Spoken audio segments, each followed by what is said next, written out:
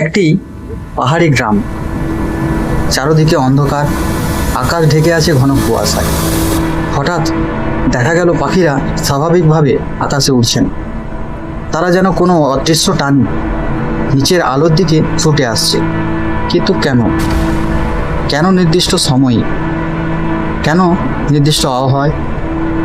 আর আলো দেখেই তারা কেন দিক হারিয়ে ফেলে? এটা কি কোনো অদৃশ্য শক্তি, নাকি এর পেছনে লুকিয়ে আছে প্রকৃতির এমন এক রহস্য যাকে আমরা এখনও পুরোপুরি বুঝে উঠতে পারিনি?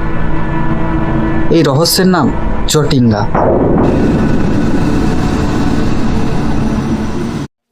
ভারতের উত্তর পূর্বাঞ্চলীয় রাজ্য আসামের পাহাড়ি অঞ্চলে ছোট একটি গ্রাম চটিঙ্গা। দেখতে আর 5টা পাহাড়ি গ্রামের মতো, চারদিকে পাহাড়, গাছপালা, কুয়াশা আর শান্ত পরিবেশ। কিন্তু বছরের নির্দিষ্ট সময়ে এই শান্ত গ্রামটি পরিণত হয় এক অদ্ভুত প্রাকৃতিক ঘটনার কেন্দ্র। স্থানীয় মানুষ বহু বছর ধরে লক্ষ্য করেছেন, নির্দিষ্ট আবহাওয়া এবং রাতের পরিস্থিতিতে কিছু পাখি অস্বাভাবিকভাবে নিচের দিকে চলে আসে। আর তখনই শুরু হয় চটিঙ্গার সেই রহস্যময় ঘটনা।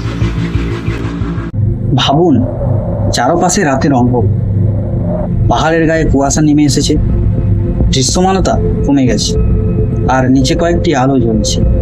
এই পরিস্থিতিতে কিছু পাখি হঠাৎ তাদের স্বাভাবিক উড়ানের পথ থেকে বিচ্যুত হয়ে নিচের দিকে চলে আসে।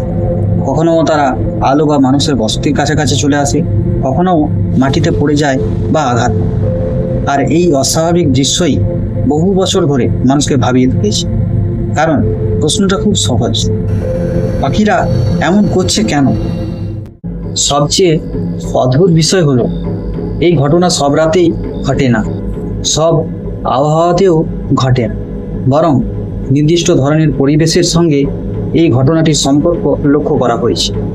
কুয়াশা, পাহাড়ি ভূপ্রকৃতি, বাতাসের পরিবর্তন, কম দৃশ্যমানতা আর নিচে থাকা আলো, এই সব কিছু কি একসঙ্গে পাখিদের স্বাভাবিক দিক নির্ণয় ব্যবস্থাকে বিভ্রান্ত করে?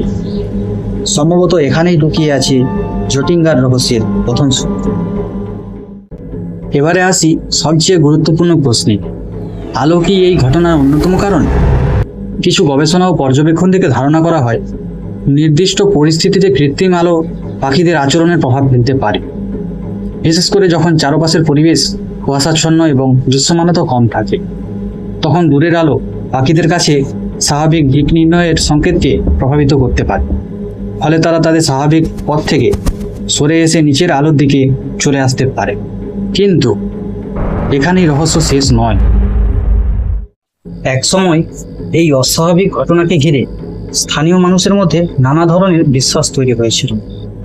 কেউ এটাকে অশুভ শক্তির সঙ্গে যুক্ত করতেন, কেউ মনে করতেন এই পাহাড়ি এলাকার মধ্যে এমন কোনো অদৃশ্য শক্তি রয়েছে যা পাখিদের টেনে নিচে নামায়।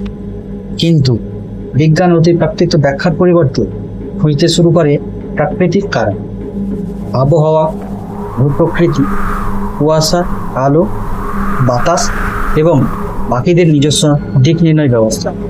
তবে সবকিছুর সম্পূর্ণ উত্তর এখনও আমাদের হাতে নেই। আর এখানেই চটিঙ্গা রহস্য আরও আকর্ষণীয় হয়ে ওঠে। যদি আলোই সব কিছুর কারণ হয়, তাহলে শুধু আলো নয়, কেন নির্দিষ্ট পরিবেশের সঙ্গে এই ঘটনাটি বেশি সম্পর্কিত? যদি কুয়াশা কারণ হয়, তাহলে কুয়াশাচ্ছন্ন পৃথিবীর আরও অনেক জায়গায় একই ঘটনা কেন দেখা যায় না? আর যদি পাখিদের দিক নির্ণয় ব্যবস্থা বিভ্রান্ত হয়ে থাকে, তাহলে ঠিক কোন সংকেত তাদের পথ বদলে দেয়?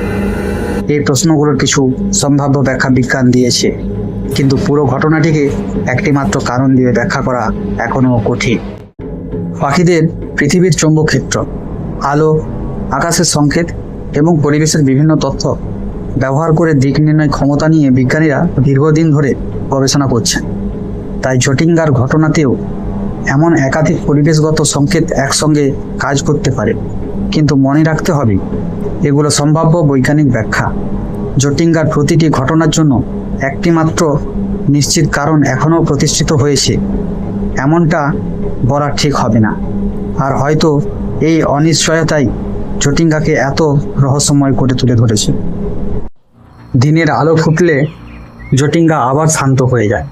পাহাড়গুলো একই থাকে, গাছগুলো একই থাকে, কিন্তু রাতের সেই অদ্ভুত ঘটনাটা যেন কিছুই ঘটেনি।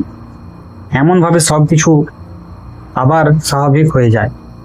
হয়তো এখানে কোনো অভিশাপ নেই, হয়তো কোনো অদৃশ্য শক্তিও নেই, হয়তো প্রকৃতির কয়েকটি সাধারণ নিয়ম, কুয়াশা, বাতাস, ভূপ্রকৃতি, আলো আর পাখিদের আচরণ একসঙ্গে মিলে এমন একটি ঘটনা তৈরি করে যা আমাদের চোখে অসাধারণ রহস্য বলে মনে হয়। কিন্তু তারপরও একটা প্রশ্ন থেকেই যায়,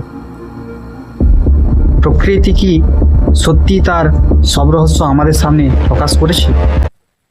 জটিঙ্গার রহস্য সম্পর্কে আপনার কি মনে হয়? এটা কি শুধুই প্রকৃতির অদ্ভুত খেলা, নাকি এখনো এমন কিছু আমরা জানি না যার উত্তর ভবিষ্যতের বিজ্ঞান দেবে? আপনার মতামত কমেন্টে জানান। আর এমনই অজানা রহস্য ও আশ্চর্য তথ্য জানতে কৌতূহল তথ্য কিউরিওসিটি ফ্যাক্টস চ্যানেলটি সাবস্ক্রাইব করে আমাদের সঙ্গে থাকুন।